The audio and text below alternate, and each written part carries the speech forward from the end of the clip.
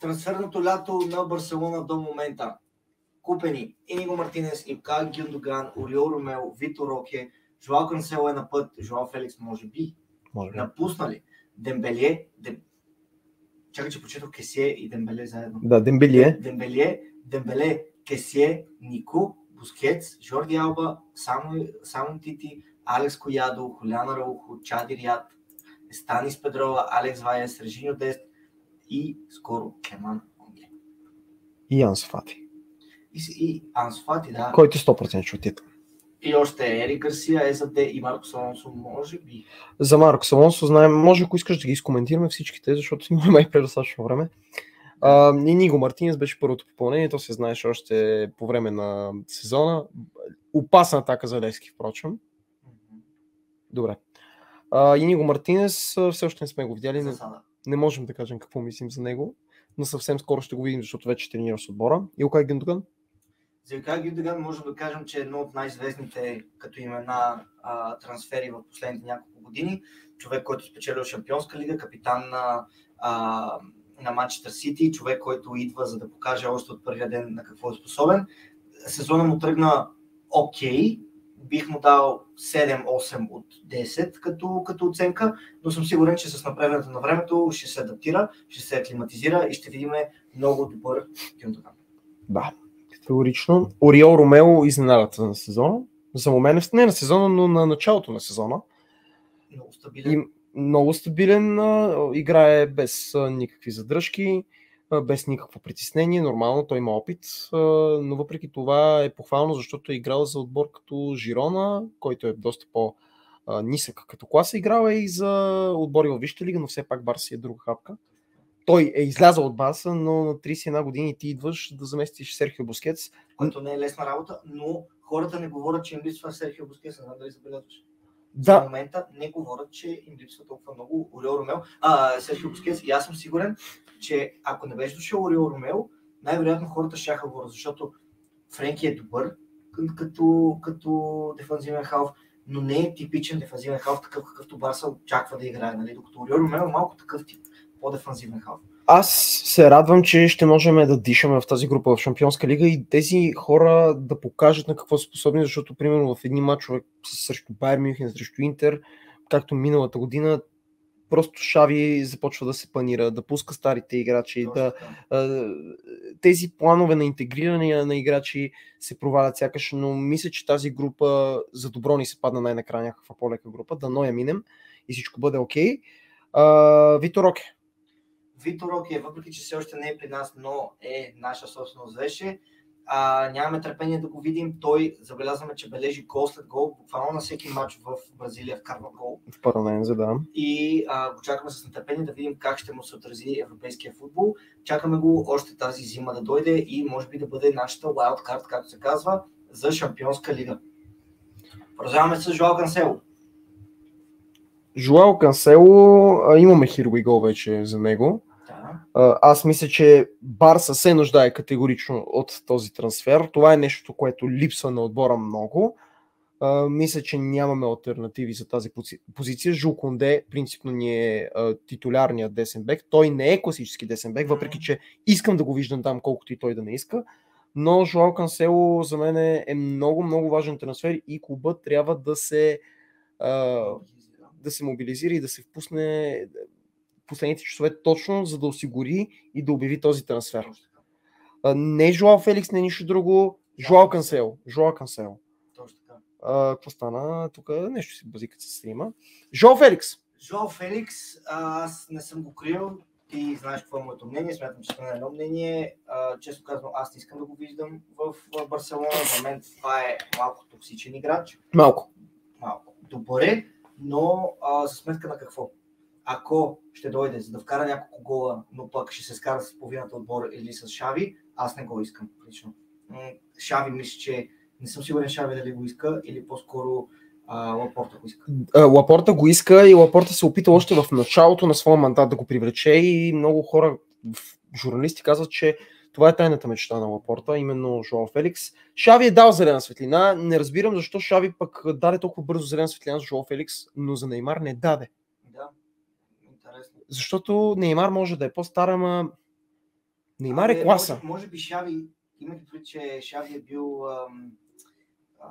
такъв съотборник с Неймар, може да има нещо предвид, което просто не знае. Да.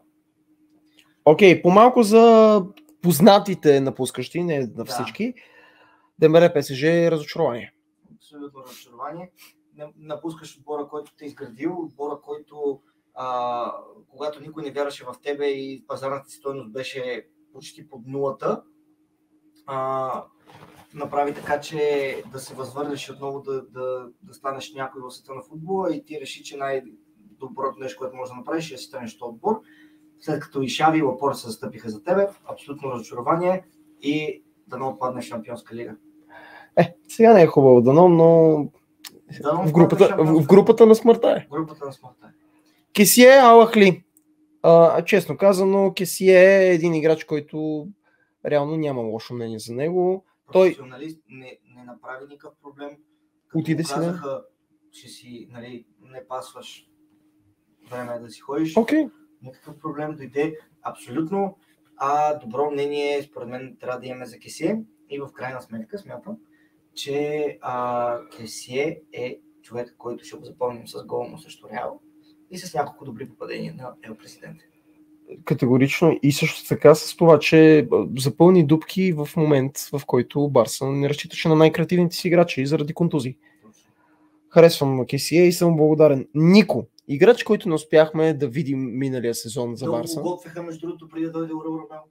Много казваха, че ще дойде той, че Нико трябва да е натуралният заместник на Бускетс. Включително и ние го говорихме в подкаста. Казахме, аз честно казано си признавам, че бях скептично настроен към Ориол Ромео.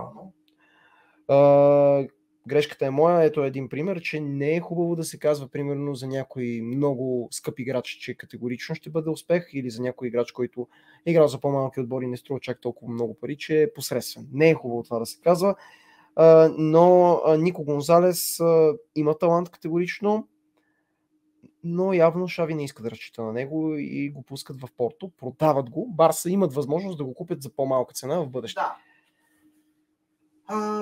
Аз ще направя общо взето един лек обзор за Бускетс и Жорди Алба.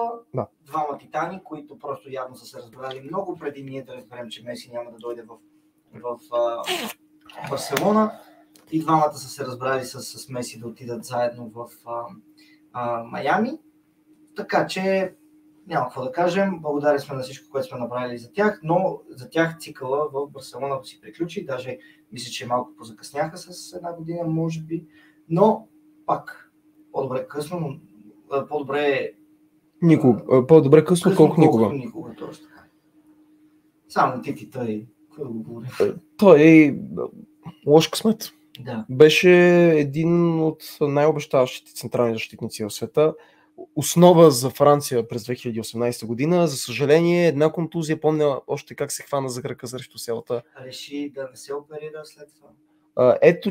Ето такива решения. Ансо, за който ми е изключително гадно, че загуби този импулс от началото, за него ще говорим след малко, оперира се и жертва доста време за тези операции, което му казваме едно евола, и това е наистина голяма жертва. Видяхме, че много жертва Ансо, моментната си форма като за начало. Голям прилив на ентусиазъм и много други неща.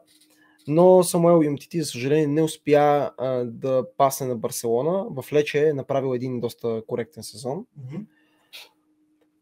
Но явно не е за Барса. Не е за Барса. Алес Коядо прекратен му договора, няма какво да се говори там от тази гледна точка. Хулиан Араухо, легенда на Барселона, отиша в Лас Палмас, за да им покаже, че може да бъде играч на матча и играч на сезона и златна топка и всичко от Лас Палмас. Той отива на мисия, за да бъде първата златна топка на Лас Палмас, така че му пожелавам успех.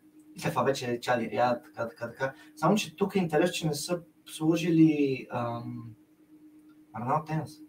Арнал Тенас не е сложен и можем да го изкоментираме. Арнал Тенас отиде в ПСЖ. За съжаление, Барса не успяха да му предложат. Чакай само да видим, тук ще има ли гол. Не, няма да има гол. Барса не успяха да му предложат нов контракт и ще разчитат. Да. Имат Гьоц, имат Коломуани. Барса не успяха не успяха да му подновят договора, явно не разчитат на него, смята, че и Иняки Пеня е по-добрия вариант. Ние съм сигурен, че не мислим така. И да, абсолютно не сме така. Смятам, че Арнал Тенас беше преди всичко един много голям барселонец. Национален вратар на Испания от 23, 20... Да, бе млад. Не, имам преди, че нали има Испания нещо, да. Under 23 мисля, че беше. Национален вратар, човек, който се раздава страшно много, човек, който наистина може да изгражда бъдеще в Барселона, който беше готов да остане. Да. За сметка на това да се регистрира и Иняки Пеня, който го виждаш, че всеки път като излезне и Фифо и мен да сложиш на вратата. Също. Да. Това е. Сержиньо Дест няма нивото за Барселона. Видяхме, че срещу Винисиус Сержиньо Дест го нямаше никакъв. Той го изкърти. Абсолютно го изкърти и като цяло да, наистина просто явно върви си му в някакви отбори до някакво ниво, но това си му е макс. Това е положение. Това си му е макса, само под наеме в ПСВ, пак ще го мислим следващото лято. Нека да бъде. Ансу Фати, мисля, че го говорихме достатъчно. Клеман Ленгле не успях да видя през миналия сезон толкова много мачове на Тотнам. Той се справил добре там, по това, което той си поддържа едно добро ниво, просто не е нивото за Барса. Но отново не направи някакви скандали, дойде, видяш, че не стават нещата и се продължи напред. Не е буксувал да остава да си получава голямата заплата, която е много голяма. Тя бе подновена още преди Бартомео да си тръгне, заедно с договора на Френки Де Йонг, мисля, че на Тер Штеген, на Пике и на Ленгле. 4 договора обявих. И на Алба Май. 5 договора бяха обявили в един същ ден. Помня, една сутрин направо ми стана лошо, като видях тия договори. Това малко ми напомня на договорите на Челси, дето са по 10 години. Маркос Алонсо бе свързван през последните дни с Манчестър Юнайтед, обаче той не иска да ходи при червените дяволи. Есабде и Ерик Гарсия, както каза Камен, ги следим. Ансу Фати е в Брайтън.